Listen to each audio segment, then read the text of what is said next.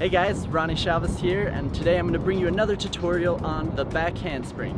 Now the back handspring is classically a gymnastics move, but as like any acrobatic, where it starts there, we're going to learn how to incorporate it into free running and combos, but we just got to get started on learning the back handspring. Now if you already know how to do a backflip, then that's great. It'll really help you learning this trick as far as overcoming fear, but if you've learned the backflip first, then the technique of the back handspring is going to be quite different and may take you a little while to learn it properly, where you can do solid back handsprings.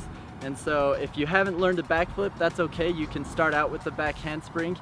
For a lot of people, that's easier to learn first. Just depends on your preference and what your body is comfortable doing. So when getting started with the back handspring, like with any other flip trick, I would recommend learning in a safe environment, whether that's a gymnastics gym or on an old mattress, or if you're comfortable with just grass, that's okay. Just make sure you're safe and you have a friend with you to help you out. So when getting started with this trick, a lot of the beginning motion is going to be similar to a backflip.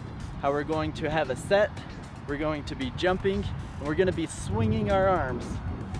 The only difference is the trajectory and angle in which we're doing this trick. So with the normal back tuck, we're throwing our arms and setting straight up, keeping our chest up, and then pulling our knees to our chest. In a back handspring, you're actually going to be, as you set up for that motion, you're actually going to be squatting slightly, but still keeping your chest up. So you're just bending your knees and start falling backwards as you jump and spring into the back handspring. Because what this allows is for you to be going into it with momentum. It's not about height. It helps to have a little bit of height, but mostly you want to have momentum going into the ground as you plant your hands on the ground, so that it's springing you back up onto your feet in a solid position to either set into a backflip or keep going into more back handsprings. So the back handspring is all about speed. You want to be able to whip it around really fast. Since you're not going to be jumping as high, you're going to be jumping back.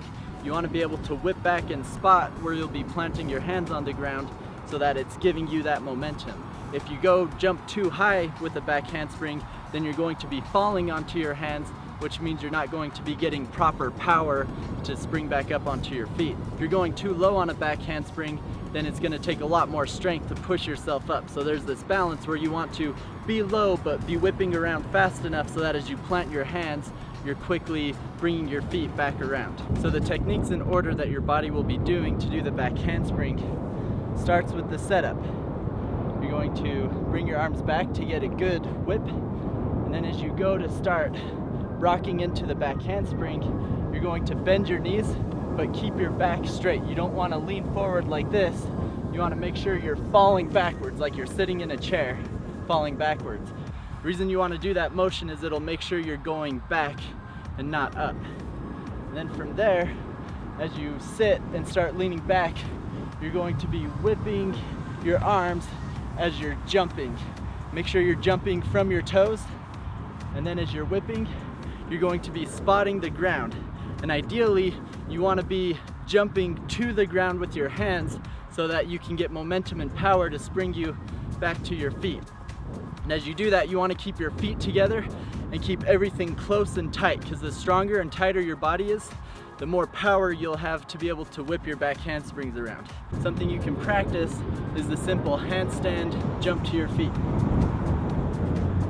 So with this, you're just going to do a handstand and kind of let your feet hang back a little bit so that you can kick them and whip them as you push and jump to your feet.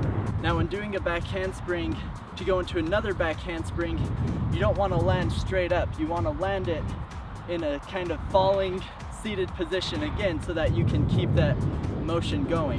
If you're going to do a back handspring into a backflip, then you want to make sure you are setting up tall and that all that momentum is pushing you up.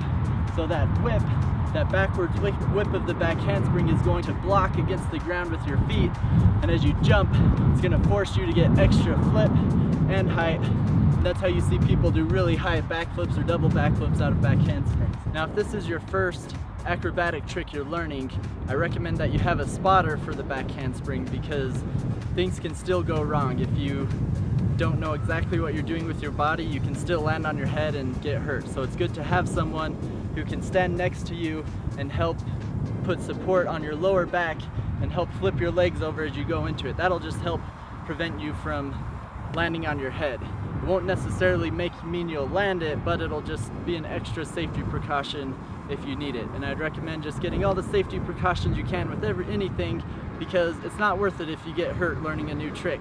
You want to just, you know, make sure your body lasts and you have fun learning awesome parkour and free running tricks, because if you get too injured doing it, well then you're gonna miss out on months of fun you could be having doing it. So that is the back handspring. Thanks for watching, guys. You guys are awesome.